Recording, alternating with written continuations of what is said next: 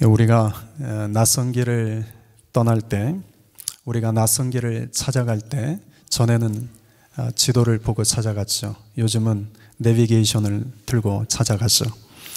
지도나 내비게이션은 우리가 한 번도 가보지 않은 그 길을 목적지까지 우리에게 바르게 안내해주는 수단이요, 방편입니다. 마찬가지로 우리는 하나님께 찾아가는 데 있어서, 또 하나님께 나아가는 데 있어서 우리에게 주신 은혜의 수단이 있습니다. 하나님이 주시는 은혜의 수단, 단순히 수단이라고 하지 않고 은혜의 수단이라고 이야기하는 것은, 하나님께서 은혜로 허락하지 않고서는 우리 중에 어느 누구도 하나님께 나아갈 수 없으며, 하나님께서 은혜를 우리에게 허락하지 않고서는 어느 누구도 하나님을 찾아갈 수 없기 때문입니다. 은혜의 수단, 하나님이 주신 것은 세 가지입니다. 말씀, 기도, 성찬입니다. 말씀과 기도, 성찬을 통해서 우리는 하나님께 나아갈 수 있고, 말씀과 기도, 성찬을 통해서 우리는 하나님을 찾아갈 수 있으며, 말씀과 기도, 성찬을 통해서 우리는 예수님을 더 믿게 되고, 예수님을 깨닫게 되고, 예수님을 따라가고, 예수님을 닮아가게 됩니다. 그래서 말씀, 기도, 성찬은 은혜의 수단이요, 은혜의 방편입니다. 은혜의 수단 첫 번째는 말씀입니다. 하나님의 은혜를 구하는 사람은 말씀과 가까워져야 됩니다. 시편 119편 105절에 주의 말씀은 내 발의 등이요 내 길의 빛이니이다. 주님의 말씀은 우리가 걸어가는 인생의 그 발에 은혜의 등불이 되고, 우리가 걸어가는 그 인생의 길에 빛을 비춰주는 은혜의 빛이 되십니다. 그러므로 우리는 주님의 말씀을 떠나서는 결코 우리 인생에 그 은혜의 빛이 비춰주실 수 없음을 우리는 알아야 됩니다. 로마서 10장 17절에는 믿음은 들음에서 나며 들음은 그리스도의 말씀으로 말미암느니라. 우리가 주님의 말씀을 들을 때 우리는 믿음이 생깁니다. 우리가 주님의 말씀을 듣지 않으면 결코 우리는 믿음이 생길 수 없습니다. 그러므로 말씀은 우리에게 은혜의 수단이 됩니다. 그런데 이 주님의 말씀은 크게 두 가지로 구분이 됩니다. 율법과 복음의 말씀으로 구분이 됩니다. 우리가 잘 아는 것처럼 율법의 말씀은 우리 안에 있는 죄를 깨닫게 합니다. 로마서 3장 20절에 나오는 것처럼 율법으로는 죄를 깨달음이니라. 율법은 우리로 하여금 죄를 깨닫게 하지만, 율법의 한계는 깨달은 그 죄를 해결할 방법이 없습니다.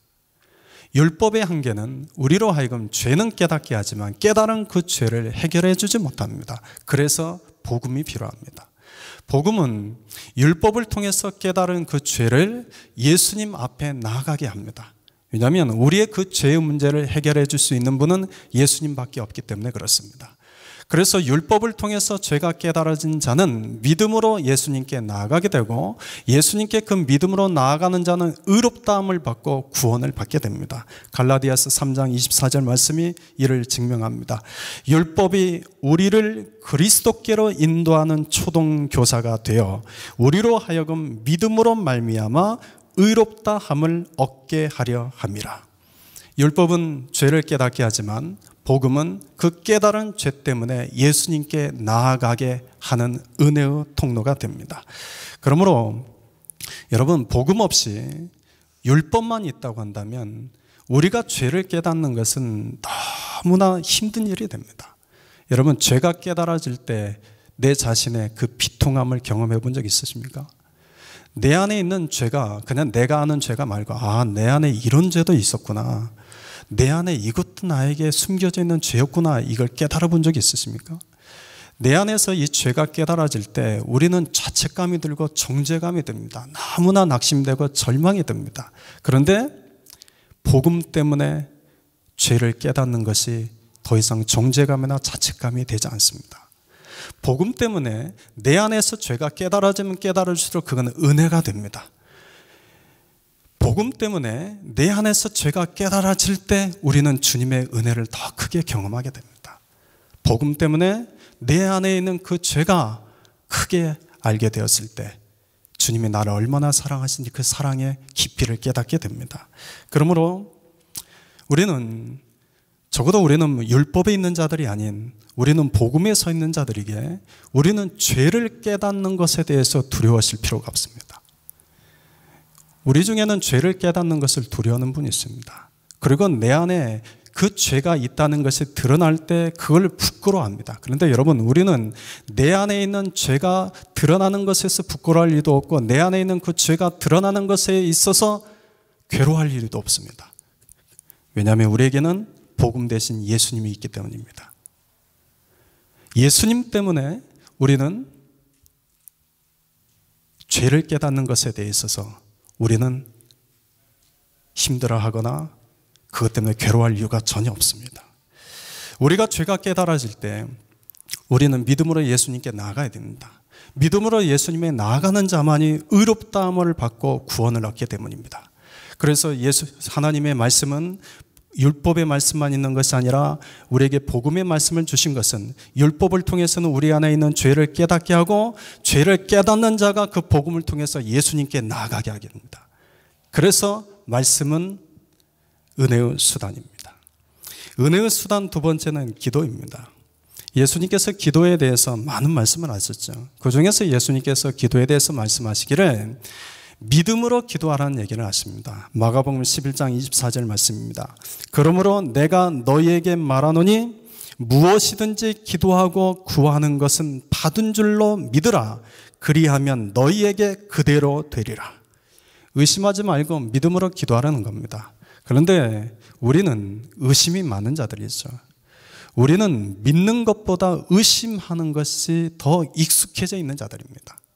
우리는 하나님께 나아가서 하나님 믿는다고 하고 우리가 주님이 내 기도를 들어 응답해 주실 것이라고 기도하면서도 우리는 믿지 않습니다. 우리는 의심합니다.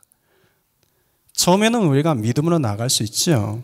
그런데 내 상황이 변화된 것이 없고 내 삶에 오히려 더 어렵고 힘든 일이 다가올 때 우리 마음속에 들어오는 것은 믿음이 아니라 오히려 더 의심입니다. 그래서 주님이 우리에게 믿음으로 기도하라는 것을 말씀하십니다.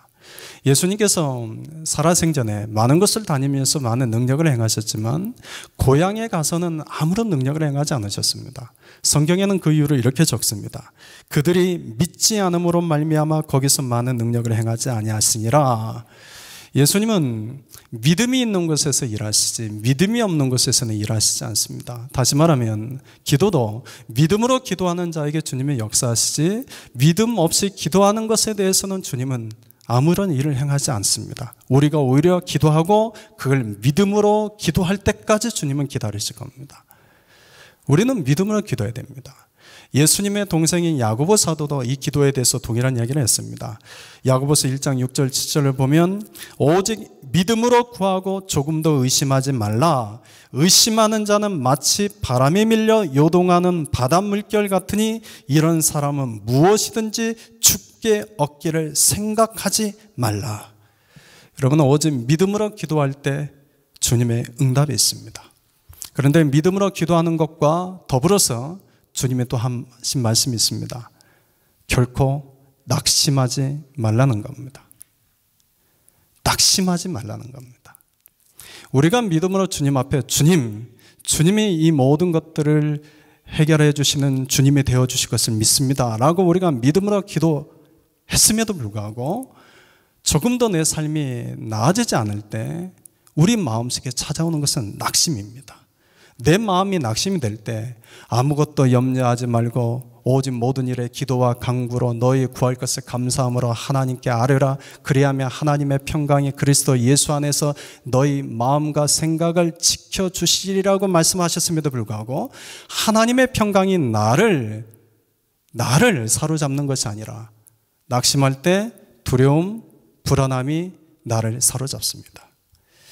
예수님은 이런 우리들을 너무나 잘 아시게 누가복음 18장을 보면 과부와 불의한 재판장의 비유를 통해서 항상 기도하고 낙심하지 말 것에 대해서 이야기하셨습니다. 여러분, 믿음을 온전케 하는 것은 인내입니다. 이 사람의 믿음이 정말 좋은 믿음인지 나쁜 믿음인지, 이 사람 믿음이 강한 믿음인지 약한 믿음인지 그 믿음을 알 수 있게 하는 것은 인내입니다. 인내하는 것을 보면 이 사람의 믿음이 어느 정도인지를 알 수 있습니다. 그래서 우리가 평상시에 모든 일이 잘 될 때, 여유가 있을 때, 모든 일이 형통하게 될 때는 이 사람이 믿음이 있는지 없는지 알 수 없죠. 그런데 이 사람이 인내가 필요할 때가 옵니다. 이 사람에게 그 인내가 있어야 될 때가 찾아옵니다. 그 인생에 그 인내가 요구될 때 여러분 그 인내하는 모습을 통해서 믿음이 어느 정도인지 스스로 알게 됩니다. 여러분 인내가 강한 자가 믿음이 강한 자입니다. 인내가 강한 자가 믿음이 강한 자입니다. 인내가 부유한 자가 믿음이 부유한 자입니다. 기도도 마찬가지입니다. 기도도 우리가 믿음으로 기도하고 기도한 후에는 우리가 인내할 줄 알아야 됩니다. 언제까지요? 언제까지 우리가 인내해야 될까요? 언제까지요? 얄미운 얘기지만 저도 참 어렵지만 우리 믿음의 선조들은 이렇게 가르쳐 줍니다. 그 기도가 응답될 때까지랍니다. 기도가 응답될 때까지 인내하라는 겁니다. 야고보서 1장 4절에는 우리가 이렇게 이야기합니다. 인내를 온전히 이루라. 이는 너희로 온전하고 구비하여 조금도 부족함이 없게 하려 함이라. 우리가 그분을 믿고 인내를 온전히 이루랍니다. 그러면 너희로 온전하고 구비하여 조금도 부족함 없게 하려 함이라. 로마서 5장 3절 4절 말씀, 우리가 환난 중에도 즐거워하나니 이는 환난은 인내를, 인내는 연단을, 연단은 소망을 이루는 줄 알미로다. 여러분 믿음으로 끈질기게 낙심하지 않고 인내하며 드리는 그 기도는 우리를 연단하고 우리를 향한 주님의 소망을 이루는 은혜의 수단이 됩니다. 그럼 우리는 더 주님 앞에 믿음으로 낙심하지 말고 기도해야 됩니다. 세 번째 은혜의 수단, 세 번째는 성만찬입니다. 우리가 말씀과 기도에 대해서는 너무나 잘 알죠. 익숙한 얘기죠. 그러나 이 성만찬에 대해서는 사실 우리에게 그렇게 익숙하지 않습니다. 성찬의 의미를 잘 모르고 성찬에 참여하는 경우도 많고 또 그 성찬의 의미를 깊이 생각해 보지 않은 채 그저 교회에서 예배 시간에 주는 떡 하나 받아 먹고 잔 한 잔 마시는 것으로 끝내는 경우가 많습니다. 성찬은 여러분 예배 안에서 이루어집니다. 예배 안에서 복음은 두 번 선포되는데 한 번은 설교를 통해서 선포되고 한 번은 성찬을 통해서 선포됩니다. 설교는 말로서 선포되는 복음이라면 성찬은 다시 우리의 참여, 우리의 행위를 통해서 선포되는 복음입니다. 그래서 설교는 우리가 수동적으로 참여하는 것이라면 성찬은 우리가 능동적으로 참여하는 복음입니다. 성찬식은 우리가 아는 것처럼 예수님께서 최후 만찬 때부터 유래가 됐습니다. 근데 초대교회가 시작하면서부터 이 성찬에 대한 전통은 시작이 되었습니다. 오순절에 베드로가 성령의 임재를 경험한 후 예루살렘 성전 앞에서 복음을 전했죠. 그때 약 3,000명의 사람들이 회개하고 세례를 받았습니다. 그리고 그들이 모여서 처음 교회를 시작했는데 그들이 모여서 어떤 일을 했는지를 사도행전 2장 42절에 이렇게 기록하고 있습니다. 그들이 사도의 가르침을 받아, 이 말씀이죠. 서로 교제하고 떡을 떼며 성찬, 오로지 기도하기를 힘쓰니라. 초대교회 전통은 은혜의 수단인 말씀, 기도, 이 성찬에 대해서 오로지 힘을 썼습니다. 이 세 가지 외에는 다른 것을 하지 않았습니다. 오늘날 우리 교회들이 볼 때는 너무나 시시합니다. 우리는 뭔가 많은 프로그램을 유지해야 돼 교회가 더 활발하게 돌아갈 것처럼 보이는데 이때 당시 여러분 예루살렘 교회 교인이 3,000명이었습니다. 그런데 이들이 모여서 했던 일은 오직 하나, 말씀, 기도, 성찬 이외에는 하는 일이 없었습니다. 그런데도 그 교회는 말씀이 흥황했고 그 교회는 성령의 능력이 있었습니다. 왜냐하면 은혜의 수단인 말씀, 기도, 성찬에 오로지 힘썼기 때문입니다. 서로 교제하고 떡을 떼는 것이 성만찬인데 초대교회에서 이 성만찬은 안식일 다음 날인 주일 저녁에 이루어졌습니다. 원래 안식일은 토요일이죠. 그런데 성만찬을 안식일 다음 날인 주일에 갖게 된 것은 예수님이 부활하신 날이 안식일 다음 날인 주일이기 때문에 그들은 그 날을 기념해서 주일날 모였습니다. 그리고 이 성만찬을 아침에 모이지 않고 저녁에 모인 것은 예수님께서 제자들과 이 성만찬을 저녁에 나누셨기 때문입니다. 그래서 초대교회 성도들은 이 성만찬을 하러 주일 저녁에 집에서 모일 때 집에서 한 가지씩 음식을 해갖고 왔습니다. 그래 한 가지씩 음식을 해갖고 와서 서로 성도 간에 식사의 교제를 나눴습니다. 이게 교제의 식사였습니다. 그래서 이걸 애찬이라고 부릅니다. 그 애찬이 끝나갈 때쯤, 성도 간의 식사가 끝나갈 때쯤 사도가 예수님의 몸을 상징하는 떡 한 덩이를 가지고 와서 서로 떼며 돌려 먹었습니다. 그리고 예수님의 피를 상징하는 커다란 포도주가 담긴 잔 하나를 서로 돌려가면서 나눠 마셨습니다. 이런 성찬식을 통해서 한 가지를 고백하는 거죠. 우리는 예수님 안에서 한 몸이요, 우리는 예수님 안에서 서로 한 지체가 되었다라는 것을 고백하는 겁니다. 그런데요, 고린도 교회 안에 이 성만찬 때문에 문제가 생겼습니다. 오늘 20절에 보면 주의 만찬이라고 되는데 이 주의 만찬은 애찬과 성찬식을 의미하는 말입니다. 그런데 고린도 교회 안에 일어난 이 주의 만찬 때문에 분쟁과 파당이 있었는데 이 분쟁과 파당은 가난한 교인들과 부유한 교인들 사이에 일어났습니다. 고린도 교인들 중에는 부유한 교인들이 있고 가난한 교인들이 있죠. 그런데 부유한 교인들은 집에서 올 때 음식을 많이 갖고 왔어요. 그런데 가난한 교인들은 올 때 집에서 아무것도 안 갖고 왔어요. 가져오더라도 조금 갖고 왔어요. 그리고 부유한 교인들은 주일날 저녁에 모일 때 해가 지기 전에 일찍 모였어요. 그런데 노예나 노동자 출신의 가난한 교인들은 해가 진 이후에나 모일 수 있었어요. 왜냐하면 일을 다 마치고 와야 됐기 때문에 이들은 빨리 올 수가 없었어요. 그런데 이 고린도 교회 안에 이 부유한 교인들이 자기들이 가지고 오는 이 음식을 자기들끼리만 배불리 먹고 마시는 거였어요. 그래서 가난한 교인들이 해가 진 후에 교회에 도착했을 때는 먹을 것이 없는 거예요. 근데 여러분 생각해 보세요. 부유한 교인들은 먼저 와서 자기들끼리 가지고 온 것을 맛있게 먹어버렸어요. 가난한 교인들은 뒤늦게 와서 보니까 먹을 게 하나도 없어 배가 굶어요. 그러고 나서 성찬식이 진행이 되는 거예요. 성찬식이 진행이 되는데 성찬식에서 가난한 교인들이 부유한 교인들을 바라보면서 어떤 마음이 들었겠어요? 좋은 마음이 들었겠어요? 불편한 마음이겠어요? 불편한 마음이 들었겠죠. 또 부유한 교인들도 가난한 교인들을 향해서 좋은 마음이 아니었어요. 이들은 스스로 합리화했겠죠. 우리는 먹을 것을 이렇게 많이 갖고 오지만 저 사람들은 먹을 걸 또 가져오지 못하니 가져온 자가 먹는 건 당연한 거 아닌가? 배려하는 마음이 없었어요. 그러니까 성찬식이 그리스도 예수 안에서 예수님은 이 성찬식을 통해서 가난한 자나 부한 자나 또는 이방인이나 유대인이나 나이가 많은 사람이나 적은 사람이나 상관없이 모두 다 주님 안에서 한 지체로 삼아 주신 건데 성찬식을 진행하는 그 교회 안에서는 교인들 안에 분열이 있었던 거예요. 가난한 사람들, 부한 사람들끼리 서로 이 주의 만찬 때문에 파당이 일어난 겁니다. 근데 사도 바울이 이걸 보고 화가 났어요. 너무나 화가 났습니다. 사도 바울이 앞에 고린도전서 1장에서 3장에서도 보면 고린도 교회가 이 분열 문제 때문에 심각했어요. 바울파다, 아볼로파다, 또 게바파다, 그리스도파다 해가지고 분열이 돼 있어요. 근데 이때는 1장부터 3장 우리가 앞에서 살펴봤지만 이때는 사도 바울이 고린도 교회를 해서 역정을 내지 않았어요. 다만 저들에게 야 너희들이 지금 놓치고 있는 것이 있어. 십자가의 의미를 다시 생각해봐.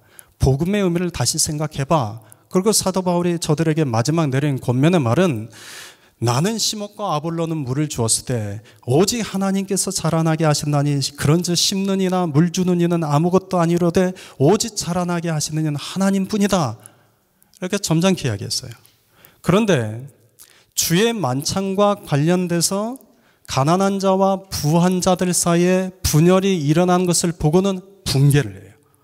화를 내요. 뭐라고 하냐면 부한 자들 향해서 주의 만찬을 자기의 만찬으로 만들어버린다고. 17절에서도 보면 이렇게 되죠. 이런 일을 너희를 칭찬할 수 없다. 이런 일은 해로운 일이다. 22절도 보면 이런 일은 하나님의 교회를 업신여기는 거다. 빈궁한 사람들을 부끄럽게 하는 일이다. 그래서 나는 너희를 칭찬하지 않겠다. 거침없이 그 분노를 쏟아냅니다. 사도 바울이. 앞서서는 사도 바울이 관대하게 되었는데 왜 뒤에서는 이 부분에 사도 바울이 이렇게 화를 낼까?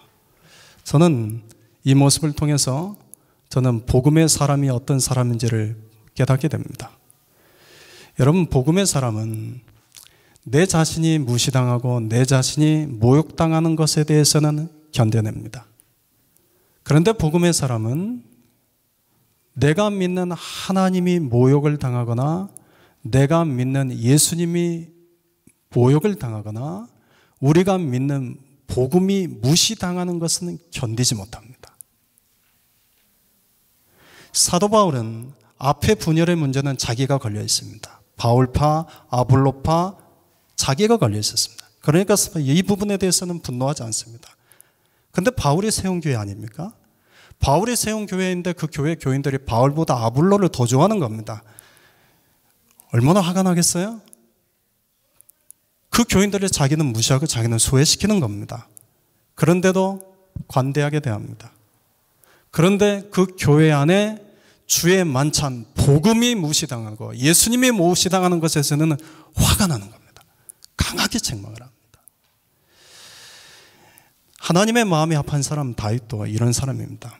다윗도 자기가 무시당하고 자기가 저주당하는 것에 대해서는 견뎌냅니다. 아무렇지 않게 생각합니다. 그런데 만군의 하나님 여호와의 이름이 모욕당하는 것은 견디지 못하는 사람이었습니다. 그가 왕이었을 때 아들 압살롬이 쿠데타를 일으켰죠. 그래서 도망자가 되어서 도망갈 때 사울의 친족인 시므이가 쫓아오면서 돌을 던지면서 다윗을 저주를 퍼부었습니다. 그러니까 옆에 있던 아비스 장군이 그 시므이의 목을 베려고 하니까 다윗이 그러죠. 말리죠. 아비새를 말리면서 이렇게 말을 합니다. 여호와께서 그에게 명령하시니 그가 저주하게 내버려둬라. 그래서 다윗 일행이 산을 넘어갈 때까지 시므이가 쫓아오면서 다윗을 향하여 돌을 던지며 저주를 퍼부었습니다. 그런데 다윗은 그 시므이의 저주에 대해서 아무런 인간적인 반응을 나타내지 않습니다. 믿음으로 하나님만 봅니다. 그리고 그게 관대하게 그냥 내버려둡니다. 그런 다윗인데 그가 나이 어렸을 때 형들이 전쟁터에 나가 있을 때 아버지가 도시락을 갖다 주라고 하니까 도시락을 갖고 형들에게 갑니다. 갔는데 블레셋의 골리앗이라는 장수가 만군의 하나님 여호와의 이름을 모욕하는 소리를 듣습니다. 그런데 어느 누구도 분개하지 않는 겁니다. 어린 소년이 화가 난 거예요. 그러니까 우리가 아는 것처럼 맷돌 5개를 들고 골리앗과 싸우러 나가지 않습니까? 여러분, 다윗은 나는 죽고 하나님으로만 사는 복음의 사람입니다. 마찬가지로 여러분, 바울도 나는 죽고 예수로만 사는 복음의 사람입니다. 복음의 사람은 나는 죽고 하나님으로 사는 사람이요, 복음의 사람은 나는 죽고 예수로만 사는 사람입니다.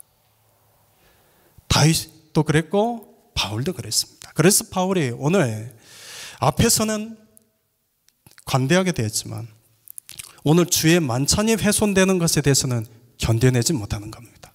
그래서 고린도 교인들에게 강하게 책망합니다. 23절부터 26절까지는 그런 고린도 교인들에게 성만찬의 의미를 다시 가르칩니다. 우리 23절부터 26절까지를 우리 함께 읽어보겠습니다. 내가 너희에게 전한 것은 주께 받은 것이니 곧 주 예수께서 잡히시던 밤에 떡을 가지사 축사하시고 떼어 이르시되 이것은 너희를 위하는 내 몸이니 이것을 행하여 나를 기념하라 하시고 식후에 또한 그와 같이 잔을 가지시고 이르시되 이 잔은 내 피로 세운 새 언약이니 이것을 행하여 마실 때마다 나를 기념하라 하셨으니 너희가 이 떡을 먹으며 이 잔을 마실 때마다 주의 죽으심을 그가 오실 때까지 전하는 것이니. 성만찬에 대해서 사도 바울은 3가지를 일깨워줍니다. 첫째, 성만찬은 은혜의 원리를 따른다는 것을 이야기합니다. 23절을 보면 내가 너희에게 전한 것은 주께 받은 것이다. 다시 말해 성만찬은 사도 바울로부터 온 것이 아니라 주님으로부터 받은 것을 사도 바울이 전해줬다는 거죠. 여러분, 은혜의 원리가 이겁니다. 은혜의 원리는 내가 받은 것을 전하는 겁니다. 은혜의 원리는 내가 받은 것을 흘려보내는 겁니다. 은혜의 원리는 내가 받은 것을 나 혼자 고이 간직해두면 그 은혜의 저수지는 바닥이 납니다. 그런데 이 은혜의 원리는 내가 은혜가 많이 받으면 많이 받을수록 많이 흘려보내면 되고, 적게 받으면 적게 받은 것일지라도 흘려보낼 때 내 안에 은혜의 저수지는 점점 커져갑니다. 이게 은혜의 원리입니다. 성만찬은 이 은혜의 원리를 따릅니다. 예수님은 이 성만찬에서 당신의 생명을 흘려보내주셨습니다. 그런데 고린도 교회는 이 은혜의 원리를 망각해버린 겁니다. 그래서 저들은 가난한 사람들에 대해서 전혀 배려함이 없었습니다. 가난한 사람들에게 배려함 없이 늘 자기들만 배가 부르면 그냥 만족했습니다. 제가 군대를 갔다 와서 대학교 2학년 때 서울에 있는 어느 교회에 처음으로 교육전도사로 사역을 시작했습니다. 근데 그 교회에 가을날 야외 예배를 갔는데, 미국에서는 작은 교회도 야외 예배를 가면 갈비를 굽지 않습니까? 근데 당시 한국에서는 야외 예배를 가면 여사도가 김밥을 말아 갖고 오고 거기에 하나 더 하면 계란을 삶아 갖고 오면 그만 풍족했어요. 그런데 그 교회에 이제 점심시간이 됐는데 그 교회에 수석 장로님이 계셨는데, 그 수석 장로님의 그 권사님과 그 가족들이 밥 먹을 때 자기들끼리만 이렇게 돗자리 깔고 밥을 먹는데, 다른 성도들은 여사도에서 준비하는 김밥하고 계란하고 팍팍하니까 단무지 씹어가면서 먹고 있을 때 이분들은 고기 반찬하고 나물 반찬 싸갖고 자기들끼리 먹고 있는 거예요. 야, 근데 이분들 멘탈 갑이에요. 보통 사람들 같으면 옆에 있는 분들을 좀 나눠 먹으라고 나눠주지 않겠습니까? 근데 이분들은 자기들끼리만 먹는 거예요.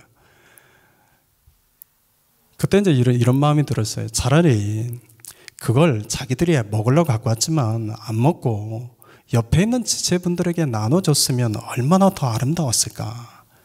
그러면 그게 은혜의 원리를 흘려보내는 건데, 참 안타까웠던 그런 기억이 납니다.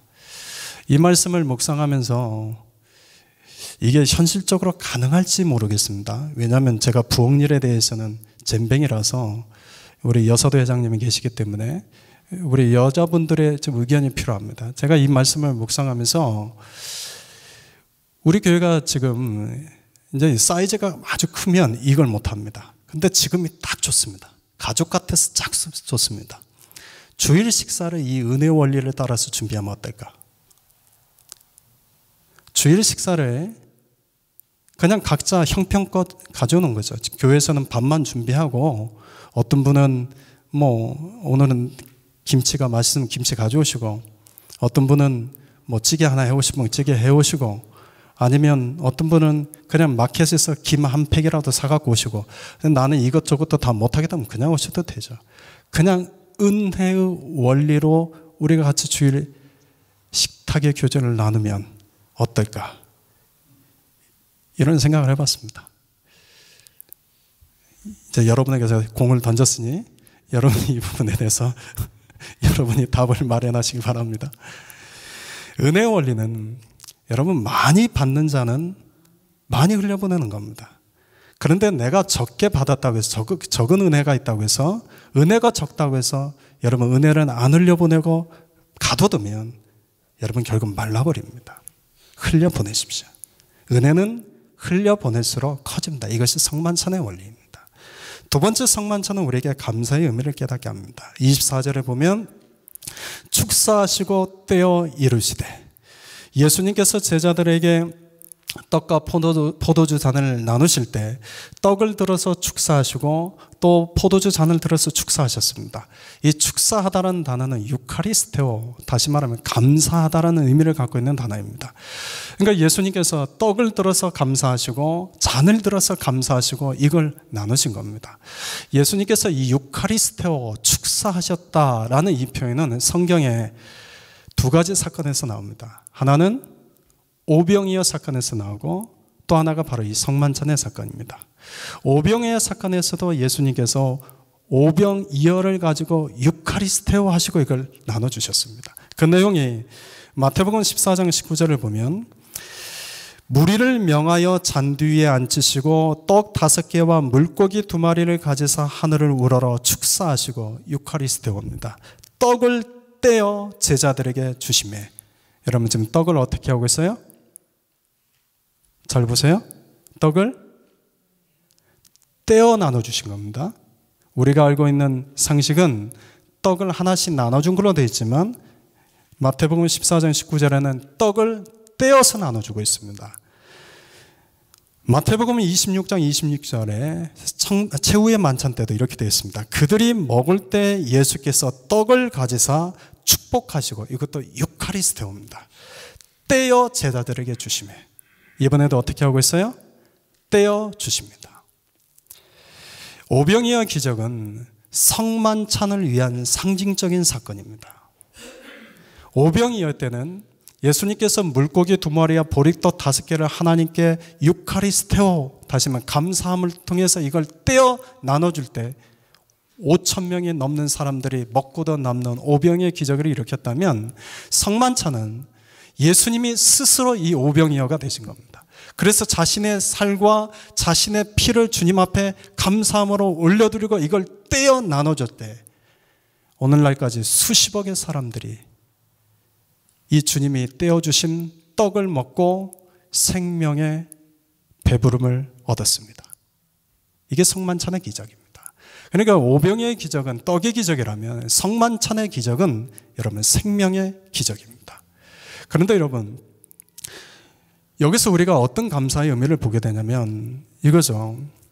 오병이어의 기적에서 필요한 것은 5,000명분이 필요해요.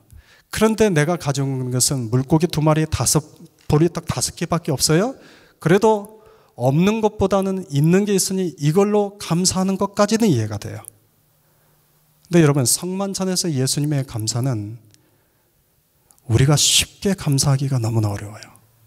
왜냐하면 성만찬에 예수님이 유카리스테오 감사하신 그 내용은 죽음 앞에서 올려드리는 감사이기 때문에 그렇습니다.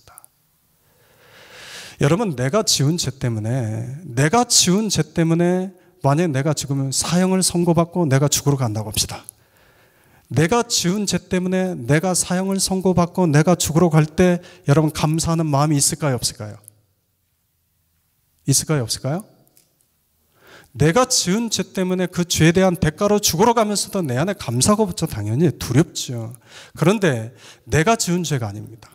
다른 우리가 지은 죄에 대해서 예수님이 대신 죽으러 가시는 겁니다. 그런데 그 앞에서 예수님이 유카리스테오 감사하는 겁니다. 우리가 성찬식에 참여할 때, 성만찬에 우리가 참석할 때 우리는 이 감사의 의미를 깨닫게 됩니다. 우리는 이 주님 앞에 나올 때 감사보다는 감사하지 못할 일들이 너무나 많죠. 그런데 우리의 삶 속에 이미 감사할 내용이 많이 있음에도 불구하고 우리는 내 삶에 채워지지 않은 것 때문에 우리는 늘 감사보다는 우리 안에는 불평과 불만이 더 많죠.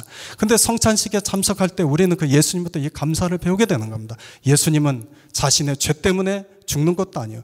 우리의 죄 때문에 죽으러 가시는데도 불구하고 예수님은 하나님께 유카리스테오 감사하셨습니다. 그분의 감사 앞에서 우리가 감사하지 못할 것이 무엇이겠습니까? 우리는 그분 앞에서 우리는 감사할 수밖에 없는 존재들인 거죠. 이 성만찬은 우리에게 이 감사의 의미를 깨닫게 해줍니다. 세 번째, 이 성만찬은 우리로 하여금 예수님을 기억하게 합니다.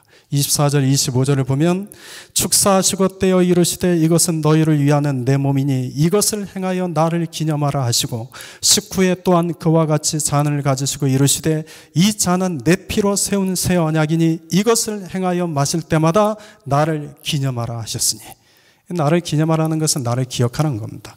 여러분, 이 주님이 나를 기억하라는 말씀의 의미는 두 가지 의미가 있다고 보시면 됩니다. 첫 번째는 과거에 주님이 나를 위해서 행하신 일들을 기억하라는 겁니다.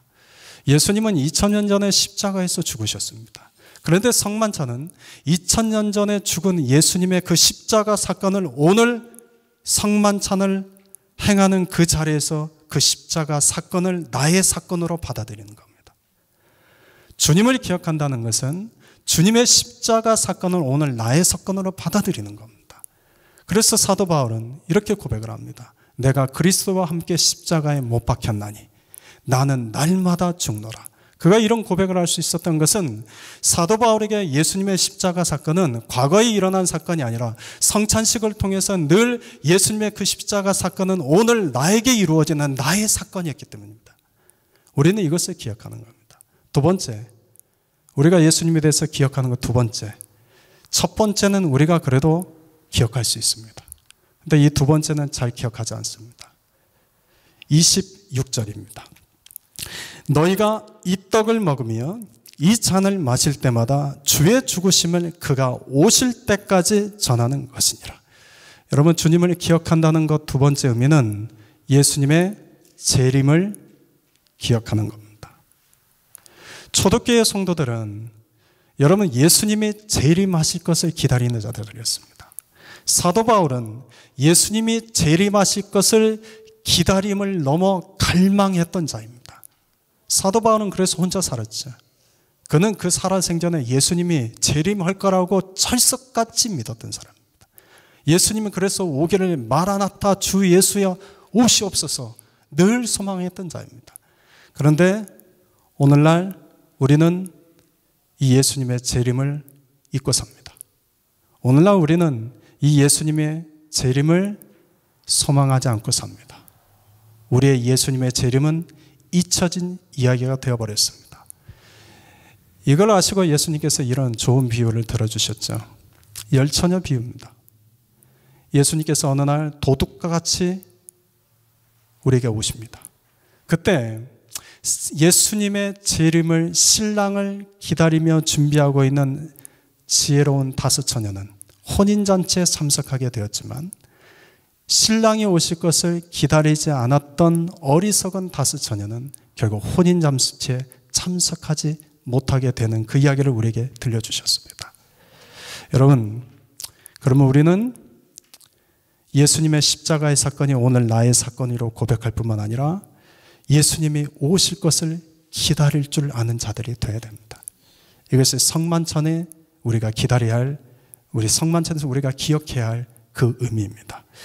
성만찬은 은혜의 원리를 따르는 것이요, 감사의 의미를 깨닫게 하는 것이요, 성만찬은 십자가의 예수님과 다시 오실 예수님을 기억하는 것입니다. 따라서 성찬식을 참여한다는 것은 여러분 단순히 떡 하나 받아 먹고 잔 한 잔 마시는 그런 의미가 아닙니다. 그래서 27절을 이렇게 이야기합니다. 그러므로 누구든지 주의 떡이나 잔을 합당하지 않게 먹고 마시는 자는 주의 몸과 피에 대하여 죄를 짓는 것이니라. 28절, 사람이 자기를 살피고 그 후에야 이 떡을 먹고 이 잔을 마실지니. 29절, 주의 몸을 분별하지 못하고 먹고 마시는 자는 자기의 죄를 먹고 마시는 것이니라. 여러분, 이제 우리 교회가 성찬식을 자주 할 예정입니다. 그러면 성찬식을 하기 전에 오늘 이 말씀을 꼭 기억하시길 바랍니다. 성찬식에 참석하기 전에 우리는 스스로 내 자신을 살펴봐야 됩니다. 우리가 살펴봐야 될 것은 무엇입니까? 우리는 은혜의 원리를 따라 살고 있는지를 스스로 살펴봐야 되고, 우리는 예수님은 우리를 위해서 십자가의 죽으심 앞에서도 감사하셨는데 우리는 감사하며 살고 있는지를 스스로 살펴봐야 되고, 예수님의 그 십자가의 사건이 오늘 나의 사건이요, 다시 오실 그 예수님을 우리는 기억하고 살고 있는지를 스스로 살펴봐야 됩니다. 스스로를 살펴보고 스스로를 분별하고 주님의 만찬에 참석해야 됩니다. 그러지 않으면 그것이 죄가 된다고 오늘 바울은 이야기합니다. 결론입니다. 여러분, 하나님께 나아가는 은혜의 수단은 세 가지입니다. 말씀, 기도, 성찬입니다. 우리가 신앙생활하면서 말씀의 삶을 살아야 되고 기도의 삶을 살아야 된다는 것을 이야기합니다. 그런데 우리는 하나 더 성찬의 삶도 살아야 됩니다. 우리가 말씀의 삶을 살아가고 기도의 삶을 살아가려고 하는 것처럼 성찬의 삶을 살아가야 됩니다. 그 성찬의 삶은 은혜의 원리를 따르고 예수님 앞에서 우리는 감사할 줄 알고 또 십자가 사건을 오늘 나의 사건으로 기억하고 또 다시 오실 그 주님을 우리가 기억하는 바로 그런 삶을 우리가 살아가는 자가 되어야 될 겁니다. 사랑하는 성도 여러분, 우리의 삶 속에 이 성만찬의 삶이 이루어지기를 소망합니다. 기도하겠습니다.